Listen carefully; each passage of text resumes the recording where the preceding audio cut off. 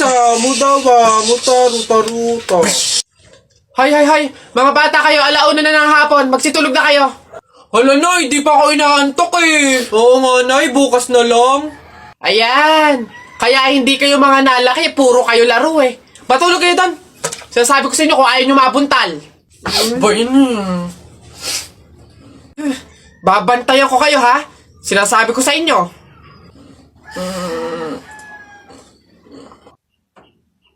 Dali, matulog.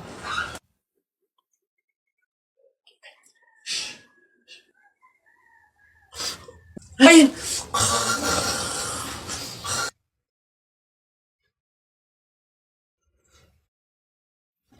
Sabi ni Ninoy Aquino, lahat tayo pantay-pantay. Taas mo yung kilikili mo, lahat tayo patay! T-shirt mo puti, sapatos mo puti. Ikaw na yung nandyan, pero di ka pinili! Hay! Anong sinabi ko sa inyo? Uwe! Itong mga boss.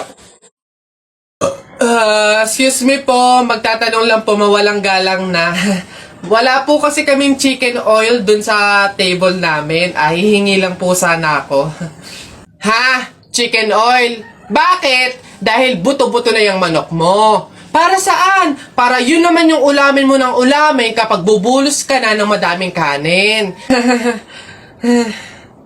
Alam ko na yung mga strategy nyong ganyan. Kapag nga naman naubos yung manok na dapat tinipid nyo, ang pupunteryahin nyo naman yung chicken oil namin. Kasi nga naman masarap yung chicken oil namin pwede nga namang ulamin yun. Dahilan para mapakinabangan nyo yung only rice.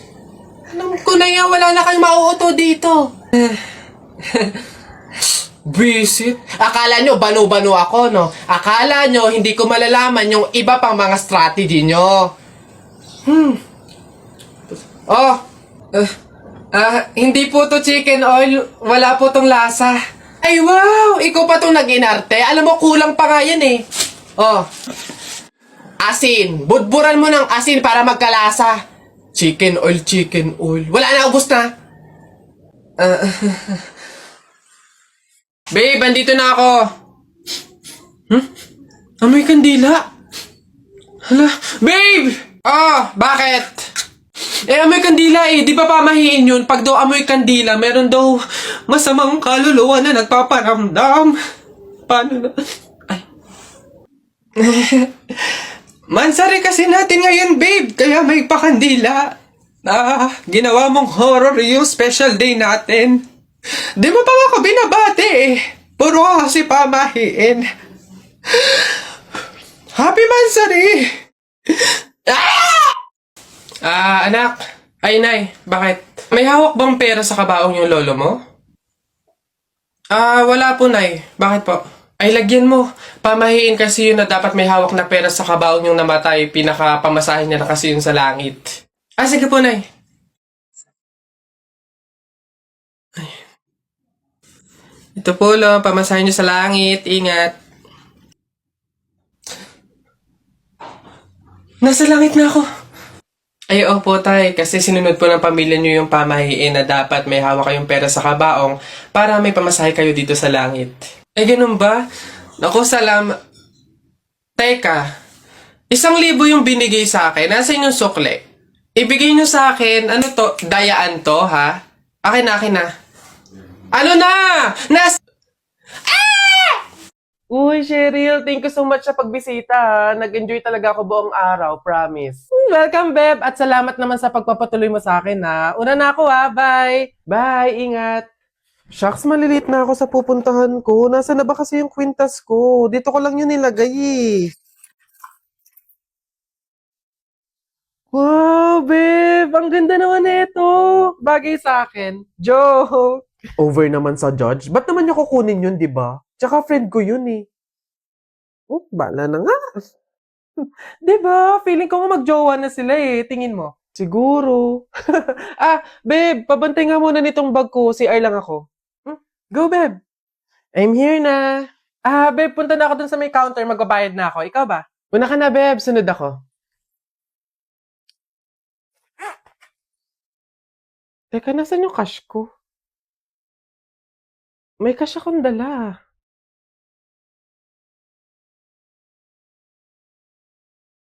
Hindi kaya... Pero imposible. Imposible talaga. Kaibigan ko siya eh.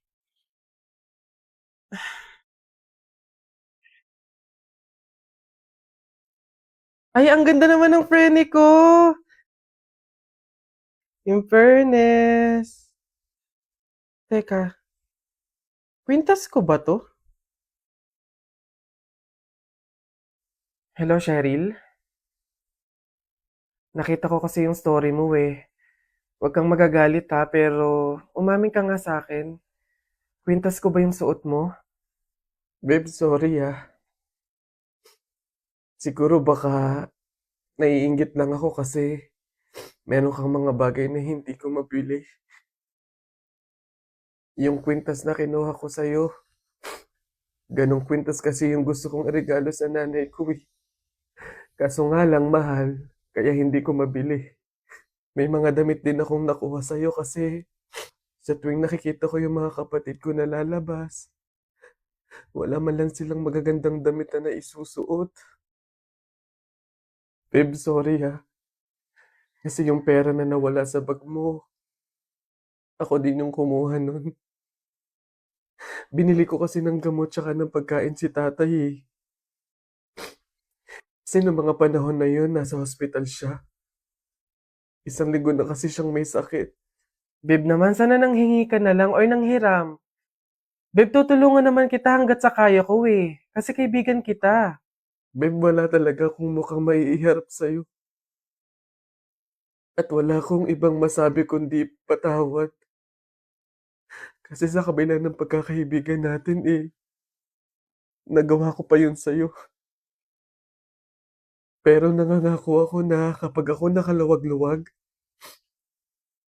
maiibalik ko din lahat yun sa'yo. Alam mo, ang hirap naman talaga ilaban ng buhay tsaka ng mundo eh. Ang daming mga kasamaan, pagsubok, kahirapan. Darating talaga sa punto na idadapa ka ng mga yun. Pero sa kabila ng yun, kahit hindi na natin alam yung gagawin natin, piliin pa din nating lumaban ng patas. Magpakabuti kahit hirap na tayo sa pagdadala ng buhay. Masaya sa pakiramdam yung ganun eh. Basta lagi nating tandaan na walang masama sa paghihintay. May kapanahunan lahat ng hinihiling natin.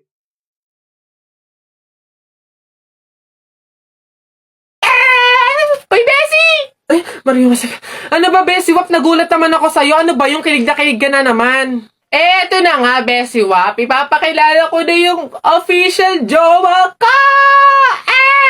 Meet Jacob! Ha, Jacob? Ayun. Hello. Lumalamig ang hangin.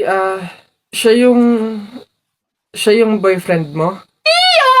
Kaya nga, hindi ko pa naipakilala sa'yo kasi nga, hindi pa naman kami, MU pa lang kami, no? Pero ngayon, kami na talaga, kaya... Ay, sorry. Bessie, Wap, okay ka lang ba? Okay lang ako. Stay strong. Congrats sa inyong dalawa. Mauna na ako ha, sige.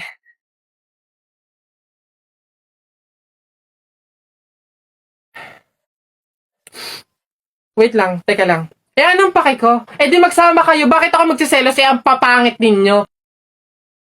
Bakit ako magiging malungkot? Madami naman akong solusyon para maging masaya at kalimutan ka, ha? Ngayon, gagamit na lang ako ng Dream It kasi dito pwede ka makipag-chat kahit kanino. Di magkakaroon ako ng madaming kaibigan, dito ko pa mahahanap yung true love ko, tapos magkakapera pa ako. Alam niyo kung bakit? Kasi sa mga gift na matatanggap ko dito, pwede kong i-convert into cash. Kaya dito na lang ako kesa sa inyo. Ang papangit ninyo. Diyan na. Wait lang. Kung magbe-break kayo, sana nga mag-break kayo. Gawin nyo na lang din yung gagawin ko. Gumamit na lang kayo ng Dream It. Pumunta kayo sa TikTok account ni Kenkoy. Tapos click nyo yung link doon. Yun lang. Bye.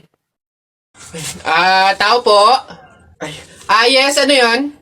Ito na po yung order ng pagkain. Oo, buti naman dumating na. Nagutom kasi ako ngayong gabi. Tinatamad naman ako magluto, kaya umorder na lang ako. Sige, salamat, akin na. Oops, teka lang. Bago ko po iabot yung pagkain na to, meron lang akong gustong sabihin sa inyo.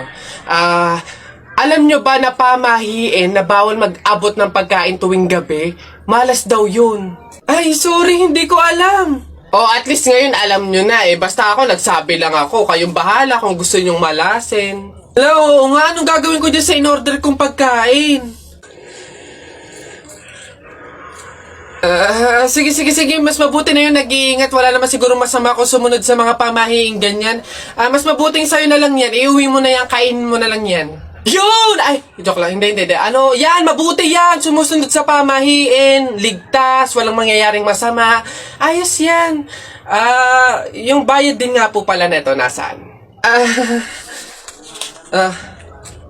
Yan. Una na ako, ma'am. Salamat. Woo! Kapag sinuswerte ka nga naman, nakauto na naman po tayo. Opo, pamahiin is the best! Mga nagpapauto, talaga naman, mga uto-uto sa pamahiing iyan.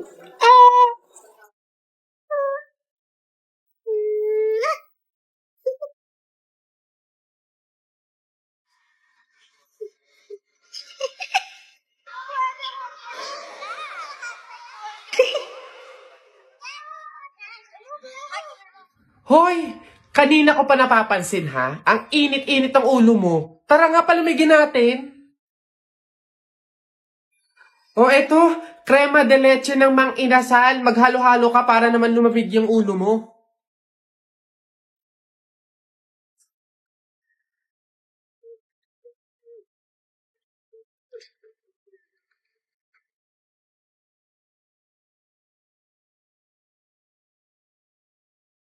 Feel na feel mo special ka sa halo-halo na to dahil sa leche flan makapuno at caramelized banana na sobrang creamy at hindi tinipid sa sangkap.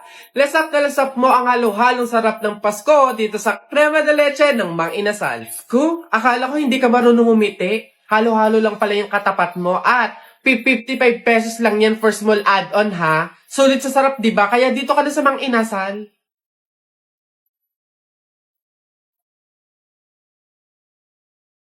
Dami kong pugs. Isa mo daw. Oh, naisang punta mo. Diyan lang sa palengke, bibili ng ulam at bigas. Oo, naisama ako. Ikaw na bata kay tumigil-tigil ka ha. Magtututuro ka lang dun eh. Wala tayong pera. Hindi nga ako magkukulit. Hindi mo ako madadaan sa iyak-iyak mo dyan ha. Sinasabi ko sa'yo. Sama ka ako. Pagtingil ka dyan, kahit anong gawin mo, hindi ka pwedeng sumama.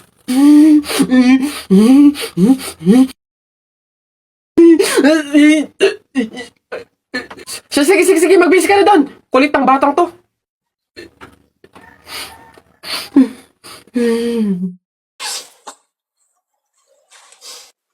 Oh, ba't ganyan mga itsura nyo?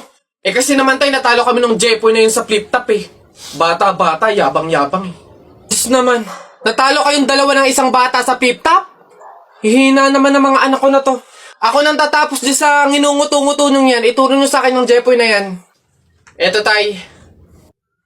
O Totoy, ikaw pala tumalo sa mga anak ko sa flip-top. Hindi naman sa pinapatulang kita dahil bata ka. Pero syempre, mga anak ko to, kailangan ko ting ipagtanggol. O ngayon, tayo naman maglaban sa flip-top, ano? O sige po, ako naman mauuna ha. O eto, nakita ko nanay mo nasa bintana. Pinana ko, laglag ang nana. Yun na yun, Jepoy. O eto, nakita ko ulam nyo kagabi, tinola. Ayaw mo ng tinola kasi gusto mo ihi ni Lola. Wala yan o eto. Short mo okay, damit mo okay. Ngumiti ka lang na konti, kamukha mo na si Koke. Wala naman pala tong batang to eh. O eto, tingnan natin. Nakita ko tatay mo lumunok ng methamphetamine hydrochloride. Pinasabugan ko ng fireworks composed of strontium carbonate. Lumabas si oxide! Ang daya naman! Bakit parang pang matatalino na yung mga flip-top nyo? Sus, wala ka lang eh. Oh, bilang panghuli, dahil alam kong talo ka na, nakita ko nanay mo sa wish ko lang. Eto ko langot, sa'yo na lang!